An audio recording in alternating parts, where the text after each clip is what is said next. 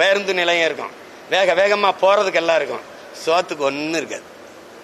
இந்த ஏர்போர்ட்டு கட்டியாச்சு, விளைநிலத்தை இடிச்சு கட்டியாச்சு. மறுபடி எப்படியாவது பசிக்கு விவசாயம் பண்ணி சாப்பிட்லாம்னு இந்த ஏர்போர்ட்டை அழிச்சிட்டு விளைநிலமாக மாற்றிடுவீங்களா? எவன்டையும் பதில் இருக்காது. ஆனால் சிரிக்க தெரியும், கேவலப்படுத்த தெரியும், கேள்வி பண்ணிக்க வாய்ப்பில்லை. ராஜா தான்.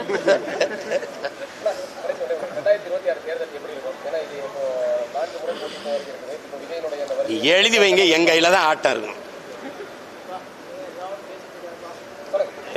எப்படி பார்த்தாலும் என்கிட்ட தான் ஆட்டம் இருக்கும்.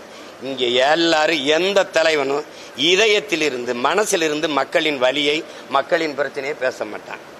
எல்லாம் ஒரு முழு தாளில் எழுதி வச்சுட்டு பார்த்து படிக்கிறவன், பார்த்து பரீட்சை எழுதுகிற மாணவன் நல்ல மாணவனா, படிச்சுட்டு வந்து தேர்வு எழுதுகிற மாணவன் நல்ல மாணவனா? 3 பேருமே பார்த்து தானே படிக்கிறாங்க. நீ என்னப்பா, எங்க ஐயாவும் தான் வச்சிருக்காப்ல, பேசிட்டே வர்றாரு ஐயா எடப்பாடி பழனிசாமி.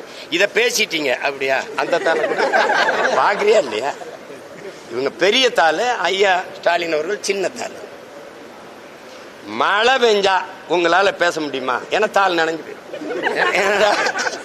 சொல்லு, மக்களின் இதயத்துல காயமும் மனதில் வலியும் இருந்தா தான் மொழியா வரும். புரியுதா?